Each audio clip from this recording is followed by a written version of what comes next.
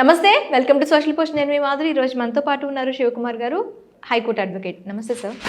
Sir, మనకి police స్టేషన్కి వెళ్ళినా వెళ్ళకపోయినా మన ఇంటి దగ్గరికి వాళ్ళు వచ్చినప్పటికీ కూడా మన దగ్గర బలవంతంగా మన ల్యాప్టాప్స్ కానీ మన మొబైల్ కానీ మన ప్రాపర్టీస్ని వాళ్ళు సీజ్ చేస్తే, వాళ్ళు మన దగ్గర నుంచి తీసుకుంటే ఏం చేయాలంటారు?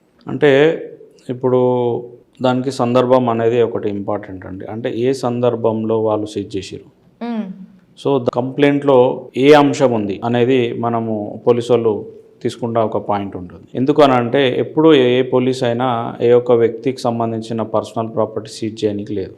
ఓకే, ఏదైనా కంప్లైంట్ వాళ్ళు ఫైల్ చేసినప్పుడు, వాళ్ళ దగ్గర ఏదైనా కంప్లైంట్ ఉన్నప్పుడు, అది కేసు రిజిస్టర్ అయినప్పుడు ఆ ఎఫ్ఐఆర్లో ఒక ఉమెన్కి సంబంధించిన డీటెయిల్స్ కానీ, లేకపోతే ఏదైనా కేసుకి సంబంధించిన డీటెయిల్స్ కానీ, ఏదైనా కంటెంట్ సమ్ ప్రైవేట్ పర్సన్స్ దగ్గర మనకు ఉంది అని వాళ్ళు తెలిసినప్పుడు, ఆ యొక్క ల్యాప్టాప్లో నాకు సంబంధించిన పర్సనల్ ఫొటోస్ కానీ వీడియోస్ ఉన్నాయి అని చెప్పేసి వాళ్ళు కంప్లైంట్లో మెన్షన్ చేసినప్పుడు, లేదా అఫెన్స్ రిలేటెడ్ అంటే ఏదైనా కేసు జరిగినప్పుడు ఆ యొక్క కేసు తాలూకా సాక్ష్యాధారాలు ఆ యొక్క ల్యాప్టాప్లో కానీ లేకపోతే ఆ మొబైల్ ఫోన్లో ఉన్నాయి అని చెప్పేసి వాళ్ళకి ఇన్ఫర్మేషన్ వచ్చినప్పుడు ఆ యొక్క ప్రాపర్టీని వాళ్ళు అఫీషియల్గా సీజ్ చేయడం జరుగుతుంది.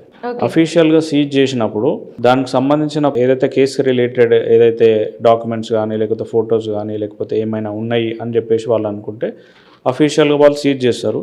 సీజ్ చేసిన తర్వాత వాళ్ళకి సంబంధించిన కంటెంట్ అనేది వాళ్ళు కాపీ చేసుకుంటారు.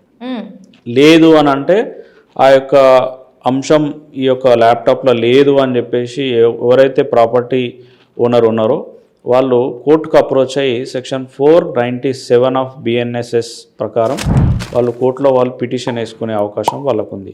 కోర్టులో పిటిషన్ వేసుకొని ఏదైతే సీజర్ ప్రాపర్టీ ఉందో ఆ యొక్క ఇన్వెస్టిగేషన్ అనేది కంప్లీట్ అయిన తర్వాత వాళ్ళకు సంబంధించిన డాటా అనేది వాళ్ళకు వచ్చిన తర్వాత ఈ యొక్క ప్రాపర్టీ ఏదైతే ఉందో ఓనర్ ఆఫ్ ద ప్రాపర్టీ కోర్టులో ఫైల్ చేసుకొని ఆ కోర్టు డైరెక్షన్ మేరకు, అంటే ఈ సీజ్ చేసిన ప్రాపర్టీ ఏదైతే ఉందో ఈ యొక్క వ్యక్తిది కాబట్టి ఎంటైర్ ఇన్వెస్టిగేషన్ మీద కంప్లీట్ అయింది కాబట్టి ఆ యొక్క ప్రాపర్టీ అనేది వాళ్ళకి ఇచ్చేయండి అని చెప్పేసి మళ్ళీ సెక్షన్ 503 ప్రకారం 503 ఆఫ్ BNSS ప్రకారం మళ్ళీ కోర్టు వాళ్ళకి ఈ యొక్క ప్రాపర్టీని కోర్టు ప్రెమైసెస్లో హ్యాండ్ ఓవర్ చేస్తారు.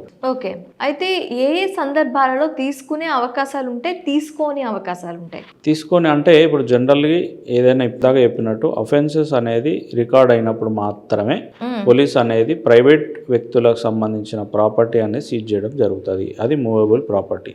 ఓకే, జస్ట్ మొబైల్ లేకపోతే ఏదైనా అఫెన్స్ బైక్ పైన వచ్చి లైక్ చైన్ స్నాచింగ్ అట్లాంటివి చేసి బైక్ యూజ్ చేసి ఆ యొక్క అఫెన్స్లో ఏదైతే వస్తువు వాడతారో వీటిని సీజ్ చేయడం జరుగుతుంది.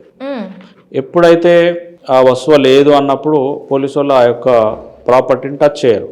సో ఎప్పుడైతే ఆ ప్రాపర్టీని సీజ్ చేసిరో అది కంపల్సరీ క్రైమ్ రిలేటెడ్ ప్రాపర్టీ అంటారు. దాన్ని మనం CPR రిపోర్ట్ అని కూడా మన కోర్టు భాషలో పిలుస్తూ ఉంటాం. CPR రిపోర్ట్ అంటే క్రైమ్ ప్రాపర్టీ రిపోర్ట్ ఏదైతే ఉందో, సో ఆ ప్రాపర్టీ రిపోర్ట్కి కోర్టులో వాళ్ళు సీజ్ చేసిన ఇంత ప్రాపర్టీ అని చెప్పి కోర్టులో సబ్మిట్ చేస్తారు.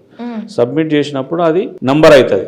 నెంబర్ అయినప్పుడు CPR నెంబర్ అయిన తర్వాత ఈ యొక్క ఎవరైతే ప్రాపర్టీ ఓనర్ ఉన్నారో వాళ్ళు ఈ యొక్క పిటిషన్ వేసి 497 కింద పిటిషన్ వేసి ఈ యొక్క ప్రాపర్టీని వాళ్ళ ప్రాపర్టీని వాళ్ళు తీసుకోవడం జరుగుతుంది. ఓకే, ఎటువంటి CPR లేదు, దాంట్లో క్రైమ్ ఆఫ్ ఎఫెన్స్ దానికి సంబంధం లేదు, అలాంటి టైంలో తీసుకుంటే?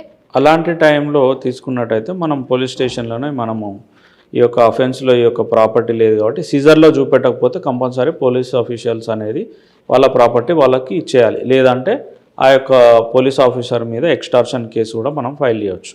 ఓకే, బలవంతంగా తన ప్రాపర్టీ లాక్కున్నాడు అని చెప్పేసి ఎవరైతే కన్సర్న్డ్ పోలీస్ ఆఫీసర్ ఉన్నారో వాళ్ళపైన మనము ఎక్స్టార్షన్ కేసు ఫైల్ చేసి వాళ్ళని పైన కూడా పోలీస్ డిపార్ట్మెంట్ పైన కూడా మనం కేసు వేయవచ్చు. అది కూడా వాళ్ళపైన రిజిస్టర్ అవుతుంది.